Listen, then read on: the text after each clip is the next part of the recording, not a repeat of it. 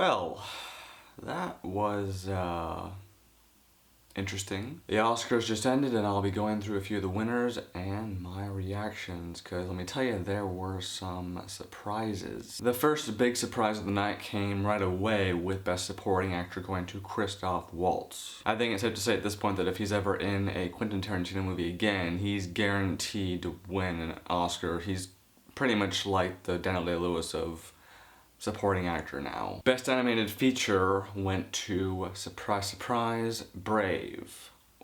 What? Okay, here's the thing. I have the utmost respect for people who work in animation. Okay, what they do is not easy, I understand that, but I'm just saying, Wreck-It Ralph had a better story and it was just a more fun time than movies. But apparently the Academy prefers stories about moms turning into bears rather than video game characters trying to become more than what they are. Both cinematography and visual effects went to Life of Pi.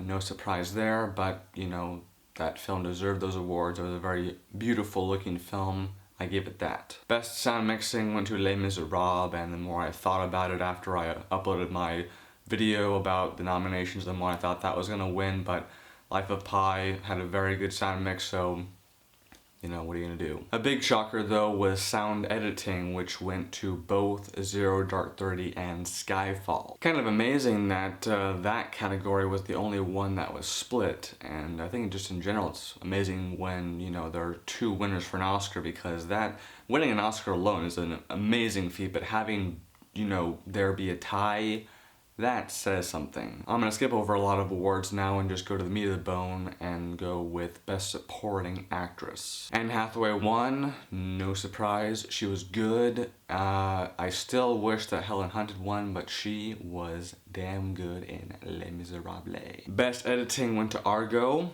I did not see that one coming, must say. Production Design went to Lincoln. I think I got that one right. Someone correct me if I'm wrong. Adapted Screenplay went to Argo, which is one that I wanted to win, one of the ones that I wanted to win, and I believe I said Lincoln was gonna win, but you know, the fact that Argo won, great. It was a good screenplay. But I was shocked, utterly shocked, when Quentin Tarantino won for Django Unchained, Best Original Screenplay. I have nothing personal against the guy, okay? He's a good filmmaker, but here's the deal, okay? Okay, remember that bit where he goes off after he's captured and then he goes off in that carriage with those guys and then he comes back? So the time between he gets caught and then goes back to the house, that whole section, I think it's almost like a half hour, that whole area of the film is literally just so Quentin Tarantino can have a cameo. That's it. That's why that area in the film is there. But let's move on, shall we, to Best Director.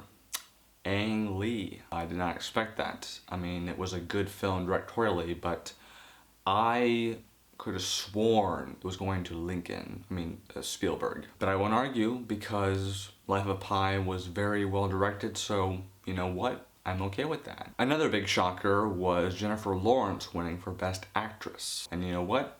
She deserved it. So no argument from me. Best Actor, of course, went to Daniel Day-Lewis, and the funniest thing about that award is that there was no pause between Best Actor goes to and Daniel Day-Lewis. They just said, Best Actor, Daniel Day-Lewis. That was it. I mean, it was like, even the presenter knew that it was the most dead obvious thing in the world. And finally, Best Picture went to Argo. I was shocked, because at first I thought that Lincoln was gonna win, okay? I thought that was just the dead obvious choice, but then, once Ang Lee won for Life of Pi, I thought, okay, very rarely has a director won, then the film that he has won not won for Best Picture, so obviously Life of Pi is gonna win because he just won for Best Director. But then they said Argo, and I was like, what? But it does make sense once I think about it, because Argo mixes two things that the Academy loves: history and survival story. Mesh those two together, you get Argo, which, Best Picture of the Year. And overall, the Academy Awards, I would say, was okay. It wasn't great. I was pretty underwhelmed, I must say, but it wasn't terrible. I did not care too much for the Bond tribute. I thought the editing was quite distracting on that, with all those bubbles going around the screen. It was kind of like boom, boom, boom, boom, boom. It would have been nice if they'd had every actor who played Bond out on stage to say a few words, but I guess that would have been basically impossible, so what are you gonna do? McFarlane was a fine host. He wasn't the best or the worst. He was just kind of somewhere in the middle.